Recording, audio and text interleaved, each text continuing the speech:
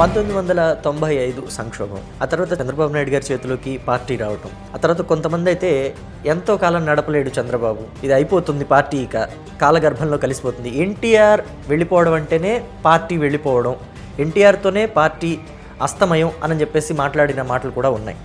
So దాన్ని మీరే ఎలా చూస్తారు? ఈ పార్టీ అనేది కార్యకర్తల బేస్డ్ మీద ఉన్న పార్టీ. నాయకుల్ని తయారు చేశారు. ఒకటి ఎన్టీ రామారావు గారు ఒక బలమైన నాయకత్వాన్ని తయారు చేశాడు. ఆ బలమైన నాయకత్వమే తెలుగుదేశం పార్టీని ఇన్ని రోజులు నిలబెడుతూ వచ్చింది.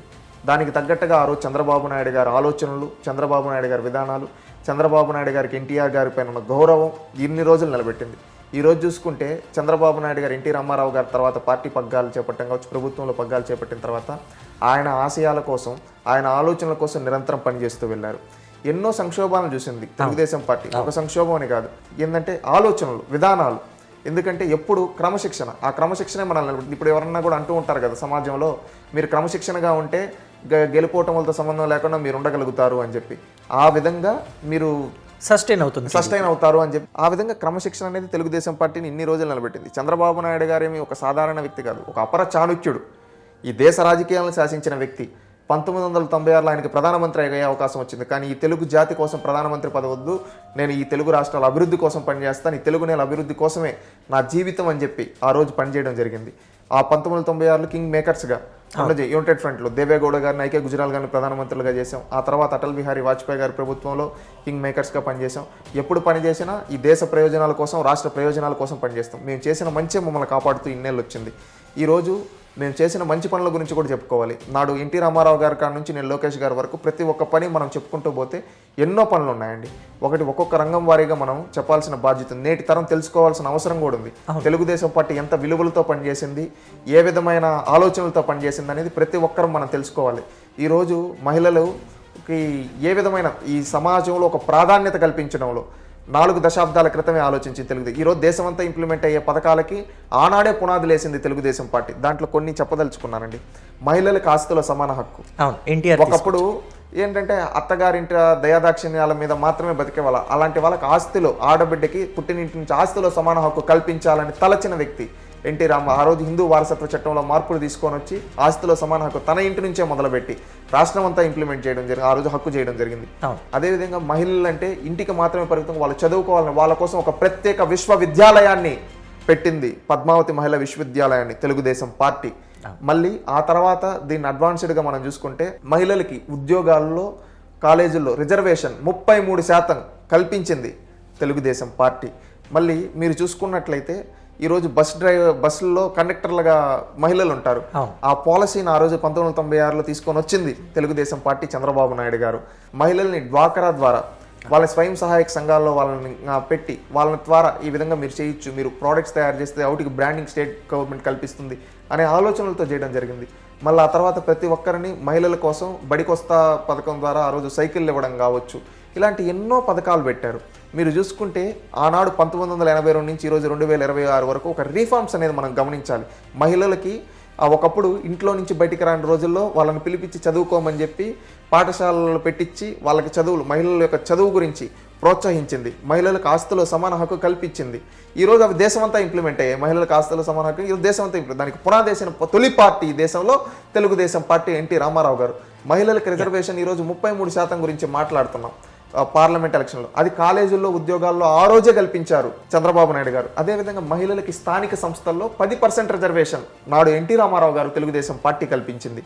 ఈ విధంగా మీరు చూసుకుంటే డెఫినెట్గా మనం సంక్షేమ పథకాల గురించి మాట్లాడుకున్నాం. అయితే నేనేమంటానంటే ఇక్కడ అసలు ఎన్టీఆర్ పెట్టిన తెలుగుదేశం పార్టీ ఎన్టీఆర్తో అయిపోతుందని ఒకసారి అన్నారు. ఆ తర్వాత 2004లో రాజశేఖర రెడ్డి ముఖ్యమంత్రి అయిన తర్వాత ఇక ఛాన్స్ లేదు, తెలుగుదేశం పార్టీ కనుమరుగైపోతుందన్నారు. గాలి జనార్దన్ రెడ్డి లాంటి వాళ్ళైతే తెలుగుదేశం పార్టీని తుడిచేస్తా అని చెప్పేసి కూడా సవాళ్ళు చేశారు. ఈవెన్ మళ్ళీ మొన్న మనం 2019లో జగన్మోహన్ రెడ్డి ముఖ్యమంత్రి అయిన తర్వాత కూడా ఇక 30 ఏళ్ల పాటు జగనే సీఎం, వైసీపీనే ఉంటుంది, టీడీపీకి అధికారం కనుచూపు మేరలో లేదు అని చెప్పేసి చెప్పుకుంటూ వచ్చారు. కానీ తెలుగుదేశం పార్టీ నిలబడింది, మళ్ళీ వచ్చి ఆ స్థానంలో చంద్రబాబు ముఖ్యమంత్రిగా అక్కడ కూర్చోగలిగారు. ఎలా సాధ్యమైందంటారు? ఏంటి ఆ తెలుగుదేశం పార్టీ సీక్రెట్ ఏంటి? సంక్షోభాలనే అవకాశాలుగా మార్చుకోవడం అనేది తెలుగుదేశం పార్టీకి తొలి నుంచి అలవాటు. ఇప్పుడు సంక్షోభాల గురించి మీరు అంటున్నారు కదా, తెలుగుదేశం పార్టీ లేకుండా చేస్తామన్న వాళ్ళు ఫినిష్ అయిపోయారు. 1983లో అధికారంలోకి వచ్చిన తొలి రోజుల్లో ఎన్టీ రామారావు గారిని దించేయడానికి నాడు ఇందిరాగాంధీ కుట్రలో పన్ని ఎన్టీ రామారావు గారు దించారు. నెల రోజుల్లో ఈ తెలుగుదేశం సత్తా ఏంటో, ఈ తెలుగుదేశం పార్టీ కార్యకర్తల సత్తా ఏంటో, ఈ తెలుగు ప్రజలంతా ఏకమై ఢిల్లీ సింహాసనాన్ని కదిలించి ఎన్టీ రామారావు గారిని నెల రోజుల్లో కూర్చోబెట్టారు. అంటే మేము ప్రజలకు సేవ చేస్తాం, మమ్మల్ని కూల్చాలి అనే ఒక ఆలోచన చేశారనుకోండి, అనైతికంగా మేము నిజాయితీగా పోరాడి మళ్ళీ మేము అక్కడ కూర్చోగలమని 1984లో జరిగిన సంక్షోభంలో చెప్పిన నీతి గుర్తుపెట్టుకోవాలి. మళ్ళీ 1989లో ఓడిపోయాం. 1989 ఎలక్షన్ కాంగ్రెస్ పార్టీ గెలిచింది. 70 స్థానాలతోనూ మేము అపోజిషన్లో ఉండడం జరిగింది. మేము అప్పుడు కూడా ప్రజాపక్షమై పోరాడాం. మళ్ళీ తిరిగి 5 ఏళ్లలో ప్రజలు మాకు అఖండ విజయాన్ని అందించారు. 1994లో ప్రత్యర్థికి ప్రతిపక్షం కూడా రాలా ఆనాడు కాంగ్రెస్ పార్టీకి. 294 స్థానాలు ఉంటే కనీసం 24-26లో నిలిచిపోయారు ఆనాడు కాంగ్రెస్ పార్టీ. ఆ స్థానంలో 224 స్థానాల్లో తెలుగుదేశం పార్టీ ఆ రోజు అఖండ విజయాన్ని సాధించడం జరిగింది. అంటే 5 ఏళ్లలో అప్పుడు ప్రజాపక్షమై పోరాడాం. ఎందుకంటే ప్రజలు అనే వాళ్ళు కొన్నిసార్లు కొంతమందికి అవకాశాలు ఇవ్వాలని తెలుసు, కొత్త వాళ్ళకి అవకాశాలు ఇస్తారు, కానీ మళ్ళీ తెలుగుదేశం పార్టీ వైపు మొగ్గు చూపి అఖండ విజయాన్ని అందించారు. ఈ విధంగా మళ్ళీ 1999లో అఖండ విజయం సాధించడం జరిగింది. 2004లో మీరు అన్నట్టు రాజశేఖర్ రెడ్డి లేకుండా చేస్తామని చెప్పి ఈ విధంగా చెప్పారంటా ఉన్నారు. ఒకటి గుర్తుపెట్టుకోండి, 2004లో రాజశేఖర్ రెడ్డి తెలుగుదేశం పార్టీ 200 మందికి పైగా తెలుగుదేశం పార్టీ కార్యకర్తలను పొట్టన పెట్టుకున్నాడు. కానీ ఆ రోజు పొట్టన పెట్టుకున్నప్పుడు చంద్రబాబు నాయుడు గారు మా వాళ్ళని చంపారు, మేము వాళ్ళని చంపుతామని చెప్పాల. అతను బుద్ధి లేక చేశాడు. అతను ఏంటంటే కార్యకర్తలు, సామాన్య కార్యకర్తలు చంపేస్తేదో అనుకోని వాళ్ళ ప్రాణాలు తీసి వాళ్ళ కుటుంబాలు ఉసురు పోసుకుంటారు. నేను ఆ తప్పు చేయను, కానీ వీళ్ళ బిడ్డల్ని నా బిడ్డల్లా చూసుకుంటా. వీళ్ళు పార్టీ కోసం వాళ్ళ తల్లిదండ్రులు ప్రారంభించారు. వాళ్ళని సమాజంలో ఒక ఉన్నత స్థానంలో కూర్చోబెడతా, ఈ సమాజంలో వాళ్ళని ఒక మంచి పౌరులుగా తీర్చిదిద్దుతా అని చెప్పి వాళ్ళని ఆ రోజు వాళ్ళ నాన్నలను చంపిన కత్తి బట్టి చంపు అని చెప్పాలా. కలం పట్టు, కంప్యూటర్ పట్టు, నీ తలరాత మారుతుంది, చదువుకున్నాం, మనం ఉన్నత స్థానం, మనం 10 మందికి సేవ చేయాలి, అదే నిజమైన చైతన్యం అని చెప్పి ఆ రోజు వాళ్ళల్లో ఒక మార్పు తీసుకొని వచ్చాడు. రాజశేఖర్ రెడ్డి లేకుండా చేస్తా అన్నాడు, ఎన్నో కుట్రలు పన్నాడు, కానీ ఆఖరికి రాజశేఖర్ రెడ్డి ఏమైపోయాడో కాలం చూసింది. తెలుగుదేశం పార్టీ నాడు కూడా ప్రతిపక్షంలో ఉండి కూడా ప్రజాపక్షమై పోరాడింది. ఆనాడు రాజశేఖర్ రెడ్డి తీసుకొచ్చే అనేక అనైతిక నిర్ణయాలకు వ్యతిరేకంగా నాడు ప్రజల కోసం పోరాడింది. అది ప్రజలు చూశారు. 2009లో 2004లోకి వచ్చిన స్థానాల కన్నా ఇంకా ఎక్కువ స్థానాలు ఆ రోజు జస్ట్లో అధికారం కోల్పోవడం. ఈవెన్ రాజశేఖర్ రెడ్డి అన్నారు మనం పాస్ మార్కులతోనే పాస్ అయ్యాం ఈసారి అని చెప్పేసి సాక్షాత్ అసెంబ్లీలో అన్నాడు. ఎందుకంటే ఆ రోజు ఓడిపోయినంత పరిస్థితి చేశాం. ఆ రోజు రాజశేఖర్ రెడ్డి కొన్ని కుట్రలు పన్నాడు, అవన్నీ అందరికీ తెలుసు. ఆ రోజు అన్ని కుట్రలు పడితే జస్ట్ వచ్చాడు, లేకపోతే ఆ రోజే ఫినిష్. రాజశేఖర రెడ్డి ప్రభుత్వం వచ్చి ఉండేది కాదు. కానీ తెలుగుదేశం మళ్ళీ 2009 నుంచి మళ్ళీ 2014 వరకు పోరాడడం జరిగింది. పోరాడడం చేయడం, మళ్ళీ పోరాటాలు చేయడం, ప్రజాపక్షాన్ని నిలబడడం చేయడం. మళ్ళీ 2014లో రాష్ట్ర విభజన జరగడం, ఆ రోజు మళ్ళీ ఇక్కడ అధికారం ఇక్కడ 15 స్థానాలతో నాడు రావడం జరిగింది. ఖచ్చితంగా నేనేం చెప్పగలనంటే, ఒక బాల్ని మనం కొడితే ఎంత తిరిగి వేగంతో వస్తుందో, తెలుగుదేశం పార్టీ కూడా ఎంత కింద పడుతుందో మళ్ళీ అంతే వేగంతో పైకి లేస్తుంది. ఈ విధంగా రావడం 2014 నుంచి 19 వరకు అభివృద్ధి చేయడం జరిగింది. 19 నుంచి 24 వరకు పార్టీని లేకుండా చేస్తామని చెప్పడం, అధినాయకుడిని అరెస్ట్ చేయడం, ఇవన్నీ చేస్తే ఆ రోజు కార్యకర్తలే అధినాయకులయ్యారు. కార్యకర్తలే అధినాయకులై పార్టీని నిలబెట్టారు. ఈరోజు మీకు ఒకటి చెప్తా, ఇన్ని సంక్షోభాలు వచ్చిన కార్యకర్తల బలంతో తెలుగుదేశం పార్టీని నమ్ముకున్న కొన్ని కుటుంబాలతో నిలబడడం జరిగింది. తెలుగుదేశం పార్టీని లేకుండా చేయడం అంటే నిన్ను పుట్టించిన దేవుడి తరం కూడా కాదని చంద్రబాబు నాయుడు గారు ఒకసారి చెప్పారు. ఎస్, తెలుగుదేశం పార్టీ ఒక పట్టుదలతో ఈ తెలుగు నేల ఆత్మ గౌరవం కోసం పనిచేస్తుంది. ఏ రోజు వ్యక్తిగత స్వార్థాల కోసం చేయలేదు. మీరు అన్నారు తెలుగుదేశం పార్టీని లేకుండా చేస్తామన్నారు అని చెప్పి, అలాంటి వాళ్ళు ఫినిష్ అయిపోయారు. మేము ఒకటి తెలుగుదేశం పార్టీ ఏ రోజు ఇంకొక పార్టీని చంపాలని చూడాల, అది గుర్తుపెట్టుకోండి. తెలుగుదేశం పార్టీ ఏ రోజు కానీ ఒక రాజకీయ పార్టీని నాశనం చేయాలని చూడాల. దీనికి కొన్ని ఉదాహరణలు కూడా ఈరోజు మీకు చెప్తాను. ఇంతమంది రాజకీయ నాయకులు తెలుగుదేశం పార్టీని కుట్రల బండి లేకుండా చేయాలనుకున్నారు కదా, కానీ ఏ రోజు కానీ తెలుగుదేశం పార్టీ ఒక రాజకీయ పార్టీనో ఒక రాజకీయ ప్రత్యర్థినో ఏదో చంపాలనో ఇంకొకటి చేయాలని ఏ రోజు ఆలోచించాలి, కళలో కూడా అనుకోవాలి. ఎందుకంటే దానికి కొన్ని ఉదాహరణలు చెప్తాను. నాడు ఎన్టీ రామారావు గారి నుంచి నేను లోకేష్ గారి వరకు అదే స్ఫూర్తితో పనిచేస్తూ ఉన్నాం. నాడు ఎన్టీ రామారావు గారు కాంగ్రెస్ పార్టీ వ్యతిరేక విధానాలతో పార్టీ పెట్టారు. 1991లో పివి నరసింహారావు గారు ప్రధానమంత్రి అయ్యే అవకాశం వస్తే నంద్యాలలో కంటెస్ట్ చేస్తూ ఉంటే ఆ రోజు అభ్యర్థిని నిలబెట్ల తెలుగుదేశం పార్టీ. ఆ రోజు అనుకుంటే నిలబెట్టచ్చు, ఇక్కడ మనమే ప్రధాన ప్రతిపక్షంగా ఉన్నాం, నిలబెట్టడానికి మెజారిటీ తగ్గించడం, ఆయన బద్నాం చేయడం చేసి ఉండొచ్చు. కానీ నా తెలుగువాడు ప్రధానమంత్రి అవుతున్నాడు, నా తెలుగువాడు ప్రధాని అయ్యే అవకాశం వచ్చింది, నేను అభ్యర్థిని నిలబెట్టను, నాకు తెలుగు జాతి ప్రయోజనాలు ముఖ్యం. తొలిసారి ఢిల్లీ పీఠంపై మన తెలుగువాడు కూర్చుంటున్నాడని అతను మన రాజకీయ ప్రత్యర్థి అయినా కానీ ఈ తెలుగు జాతి కోసం ఈ తెలుగువాడు ప్రధానమంత్రి అవుతున్నాడంటే అభ్యర్థిని నిలబెట్టలేదు. చూడండి, అది తెలుగుదేశం పార్టీ ఎథిక్స్. మనం చేసిన పనులకు మనోళ్ళ పేర్లు పెట్టుకోవడం సర్వసాధారణం. మనం చేసిన పనులకు కూడా ప్రత్యర్థుల పేర్లు పెట్టి గౌరవించడం ఒక గొప్ప, ఆ విధంగా పెట్టాలంటే ఒక గొప్ప ఆలోచన, గొప్ప వ్యక్తి అయి ఉండాలి. ఆ విధంగా పెట్టిన వ్యక్తి చంద్రబాబు నాయుడు.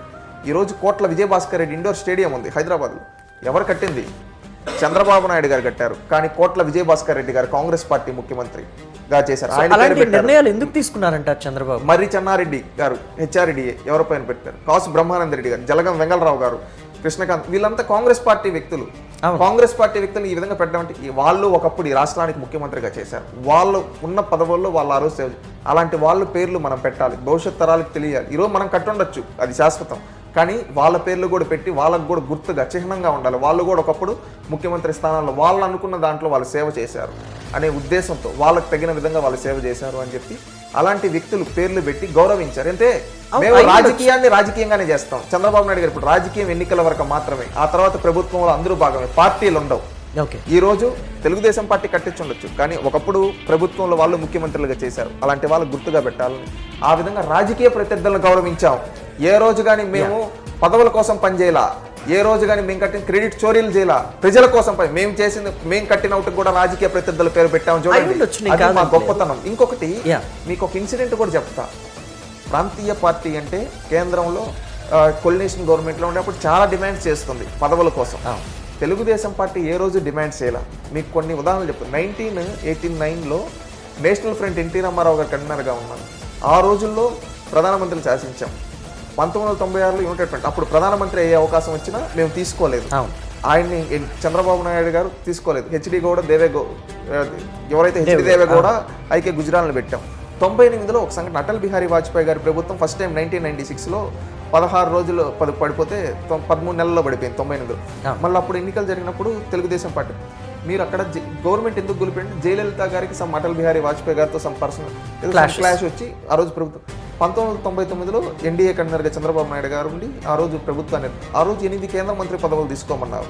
మా కేంద్ర మంత్రి పదవుల ముఖ్యం కాదు, అటల్జీ నాయకత్వం లాంటి నాయకుడు ఈ దేశానికి ప్రధానిగా ఉండాలి అని చెప్పి 5 ఏళ్ళు ఎలాంటి కేంద్ర మంత్రి పదవులు తీసుకోకుండా అటల్ బిహారీ వాజ్పేయి గారి ప్రభుత్వానికి మద్దతు ఇచ్చింది తెలుగుదేశం పార్టీ. అదేవిధంగా నాడు కేంద్ర మంత్రి పదవులు ఈ దేశ ప్రయోజనాల కోసం పనిచేసి మనం చూసుకుంటే మనం 1999 to 2004 ఈ దేశంలో ఎన్నో క్వాడ్రిలేటరల్ రోడ్స్ కావచ్చు, నేషనల్ హైవే పాలసీస్ కావచ్చు, మళ్ళీ వచ్చి అణు పరీక్షలు కావచ్చు, కార్గిల్ వార్ లాంటివి కావచ్చు, ఇలాంటివన్నీ జరిగాయి. దీంట్లో తెలుగుదేశం పార్టీ పాత్ర ఉంది కనుక ఆ రోజు ఇచ్చిన మద్దతు వల్ల ఆ రోజు అటల్జీ గారు దేశాన్ని ముందుకు నడిపించారు ధైర్యంగా. ఇలాంటి విలువలతో పనిచేసాం. ఏ రోజు కానీ పదవులు కోరుకోవాలి. ఆఖరి కమ్యూనిస్టులు ఉనికి లేని రోజుల్లో కూడా వాళ్ళను కూడా పొత్తులో తీసుకొని పోయి వాళ్ళకు కూడా చట్టసభల్లో సీట్లు ఇచ్చి వాళ్ళని కూడా గెలిపించుకొని పోయి చట్టసభల్లో కూర్చోబెట్టిన పార్టీ తెలుగుదేశం పార్టీ. ఏ రోజు కానీ వ్యక్తిగత స్వార్థాలు చేయాలి. ఇది నేటి తరం తెలుసుకోవాలి, మన తరం తెలుసుకోవాలి. ఎందుకంటే ఇంతటి విలువలతో ఎక్కడ పనిచేస్తారండి? ఎవరన్నా మీరు చెప్తూ ఉన్నారు, ఇప్పుడు కల్వకుంట్ల చంద్రశేఖరరావు గారు ఫినిష్ చేస్తామన్నారు మా పార్టీని. లాస్ట్కి వాళ్ళు ఏమయ్యారో, పార్లమెంట్లో ఎన్ని స్థానాలు వచ్చాయో, ప్రజలు ఏ విధంగా వాళ్ళని తిరస్కరించారో చూసాం. మళ్ళీ అదేవిధంగా రాజశేఖర రెడ్డి గారు చెప్పారు, తర్వాత ఆయన ఏమయ్యారో, ఆ తర్వాత కాంగ్రెస్ పార్టీ ఆంధ్ర రాష్ట్రంలో ఏమైందో మనం చూసాం. మళ్ళీ అదేవిధంగా జగన్మోహన్ రెడ్డి గారు లేకుండా చేస్తారని ఆఖరికి ఆయన ఏమయ్యారో మనం చూసాం. ఎంతో మంది, ఇందిరాగాంధీ గారు అన్నారు, ఏమయ్యారో చూసాం. ఈ పార్టీతో ఎంతో మంది ఎన్నో విధాలుగా ఈ పార్టీని లేకుండా వాళ్ళే ఏమైపోయారు. కానీ మేము ఏ రోజు కానీ ఒకరిని ఈ విధంగా చేయాలని కానీ ఇంకొక పార్టీని రాజకీయంగా ఓడించాలనుకున్నాం. ప్రజాక్షేత్రంలో మళ్ళీ ప్రజల కోసం పనిచేయాలి, అందరం కలిసి అనే ఉద్దేశంతో పనిచేస్తూ ఉన్నాం. చంద్రబాబు లోకేష్ గారు నేడు కూడా చెప్పారు కదా, వైసీపీ వాళ్ళు కూడా ఏమైనా కంపెనీలు తీసుకొని వాళ్ళకి క్రెడిట్ ఇస్తాం, ఖచ్చితంగా పనిచేద్దాం ఈ రాష్ట్రం కోసం, వ్యక్తిగత దాడులు వద్దు, వ్యక్తిగత స్వార్థాల కోసం మాట్లాడద్దని చెప్తూ ఉన్నారు. అలాంటి విలువలతో పనిచేసే పార్టీ అండి.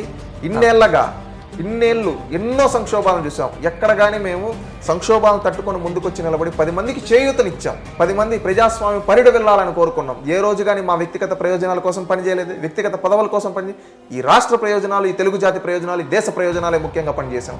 అదే సిద్ధాంతంతో నేడు పనిచేస్తున్నాం, రేపు పనిచేస్తామని నేను చెప్తాను.